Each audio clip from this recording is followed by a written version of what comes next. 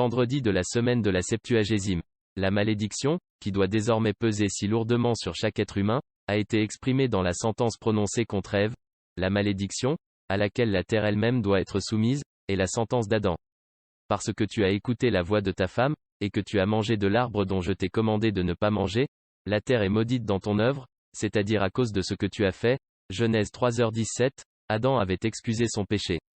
Dieu n'admet pas son excuse.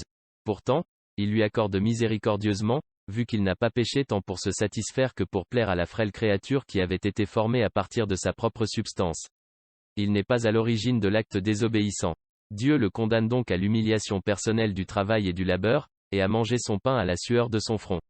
Genèse 3h17, 19, en dehors du jardin d'Éden, se trouve l'immense désert de la terre. Ce sera la vallée des larmes, et Adam doit demeurer en exil pendant plus de 900 ans, avec le triste souvenir dans son cœur des quelques jours heureux passés au paradis. Ce désert est stérile, Adam doit lui donner de la fécondité par son labeur, et en puiser, par la sueur de son front, sa propre nourriture et celle de ses enfants. Si, dans les âges suivants, certains hommes doivent vivre sans labeur, ils sont l'exception confirmant la loi générale et le châtiment. Ils se reposent parce que d'autres ont travaillé longtemps et durement pour eux. Dieu ne ratifiera pas non plus leur dispense exceptionnelle de travail, sauf à la condition qu'ils encouragent, par leur charité et d'autres vertus, leurs semblables, dans lesquelles la phrase d'Adam est littéralement exécutée. Telle est la nécessité du labeur, que si elle est refusée, la terre ne cédera que des épines et des chardons. Genèse 3h18, telle, aussi, l'importance de cette loi imposée à l'homme déchu, que l'oisiveté non seulement corrompra son cœur, elle stimulera également sa force corporelle. Avant son péché, les arbres du paradis ont baissé leurs branches, et l'homme s'est nourri de leurs délicieux fruits, mais maintenant il doit labourer la terre et en tirer, avec anxiété et fatigue, la graine qui doit lui donner du pain.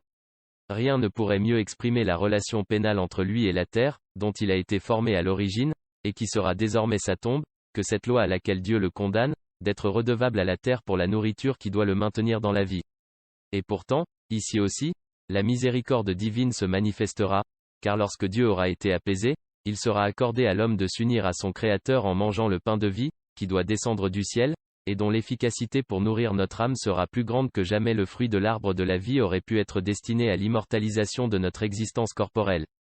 TYROPHAGES en Dominique. Mon désir m'a aveuglé, et le fruit qui a poussé sur l'arbre de la connaissance d'Éden m'a semblé doux à manger, mais il a été transformé en amertume. Malheureux, j'ai été chassé de mon paradis par l'intempérance. Ô Dieu de l'univers, ô Seigneur miséricordieux, regarde avec pitié mon humilité, et laisse-moi habiter près de ton divin Éden, afin que mes yeux se tournent vers la belle terre que j'ai perdue, et que je la retrouve, par mes larmes. Je pleure, je soupire, et je suis affligé, alors que je vois les chérubins qui gardent, avec une épée flamboyante, la porte du paradis, qui est fermée à tous les pécheurs. Et là, comment puis-je entrer, à moins que toi, mon Sauveur, ne m'accordes l'admission? Ô Christ, mon Sauveur, mon espoir est dans ta grande miséricorde et dans le sang qui a coulé de ton côté sacré, par lequel tu as sanctifié l'humanité, et ouvert, ô bon Jésus, à ceux qui te servent, la porte du paradis, qui était auparavant fermée contre Adam. Ô porte de la vie, la porte spirituelle, que Dieu a gardée pour lui-même. Ô Vierge Mère de Dieu, épouse à personne d'autre que lui. Ouvre-moi, par tes prières, la porte du ciel autrefois fermée, afin que je puisse te glorifier, qui, selon Dieu, est mon aide et mon refuge sûr. Ce texte est tiré de l'année liturgique, rédigé par Dom Prosper Guéranger, 1841 à 1875.